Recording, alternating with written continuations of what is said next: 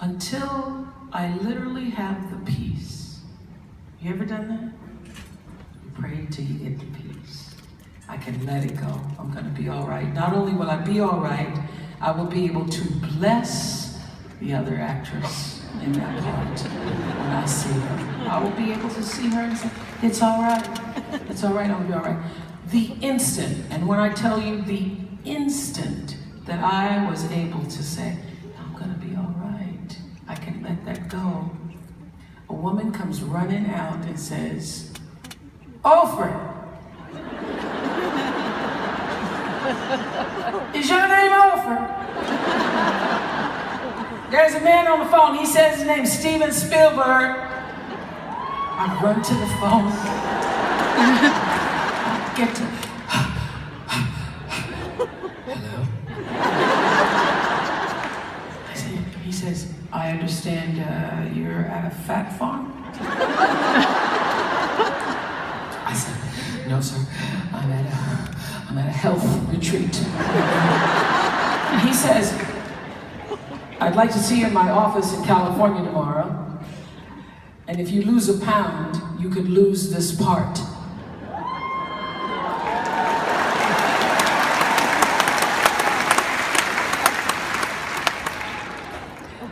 No problem.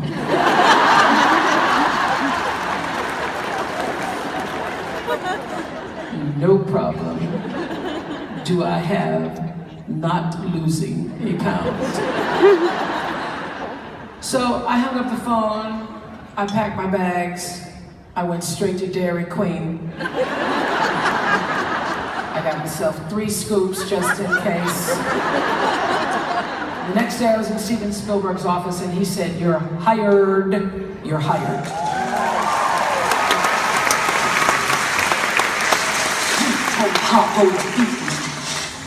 All my life I had to fight. I had to fight my daddy, I had to fight my uncles, I had to fight my brothers. Girl, child ain't safe in the family man's.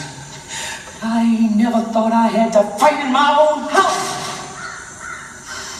I love Harpo. God knows I do. But I can't dare before I let him keep me. Now you want a dead son-in-law, Miss Celie? You keep on advising him like you do. This life be over soon. Heaven lasts always. Girl, you ought to bash Mr.'s head open and think about heaven later. Wow.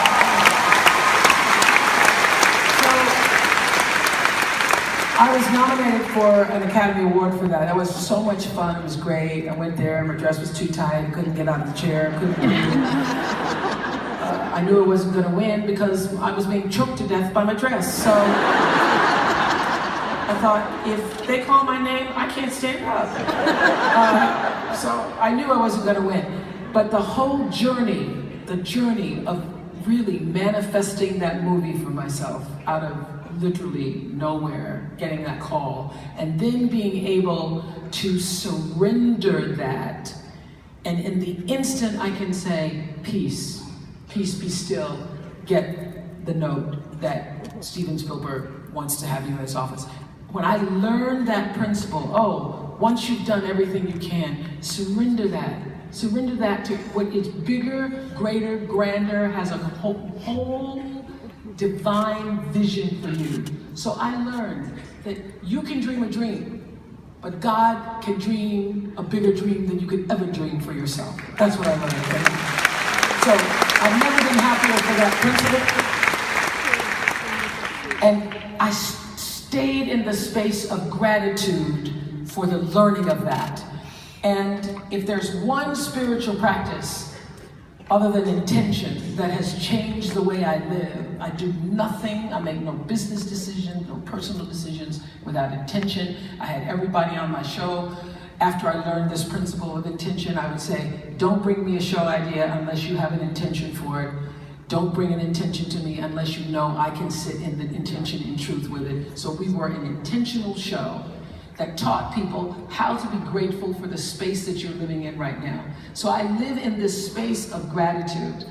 And if you want to change the way you feel about your life, start thinking about all the blessings that you've received.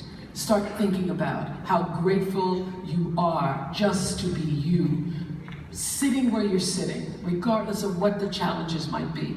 So today, I'm just grateful that I've been able to circle the world since leaving my home in November, and all the forces of life, the universe, all that I call God has kept me safe and brought me here to Auckland tonight. I'm grateful for that.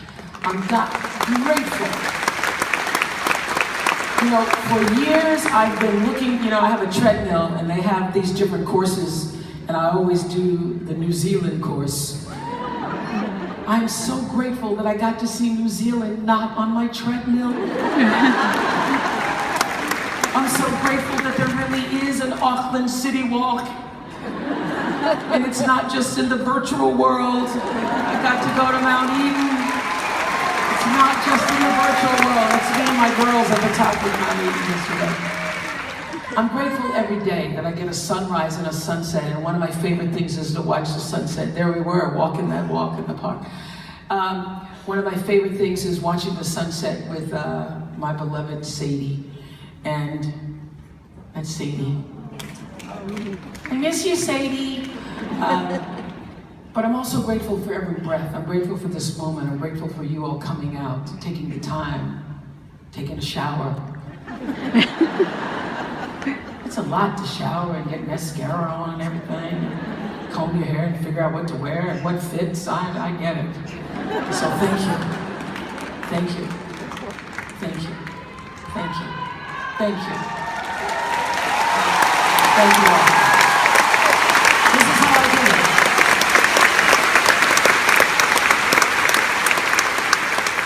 Honor that calling. The voice that I have, that I call my spiritual GPS. You have it. It's alive and waiting for you. You're co-creating your life with every decision, conscious and not. You become what you believe. Your life is always speaking to you through every experience. And through every experience, you are building your legacy. One choice, one thought, one action at a time. After you've done all you can do, you surrender that to that which is greater than yourself. And you live in the space of practicing gratitude. I write down 5 things every day. You all are going to go in my gratitude journal tonight. These are the tools for turning up the volume in your life. And this is my wish for you. I leave you with these words that are some of my favorite, so much so that I saw this poem before my 50th birthday printed somewhere, and I said to all my friends who say, oh, we can never think of anything to get you. I say, get this poem, have it calligraphy in green, put it in a frame, put a bow on it, give it to me for my birthday, and I'll like surprise. And they did. So this poem, which is my prayer for you, my wish for you, you can go online and get it. It's by Derek Walcott. It's in my bathroom. I memorized it. These are the words, the prayer wish that I have for you, Auckland. He says, the time will come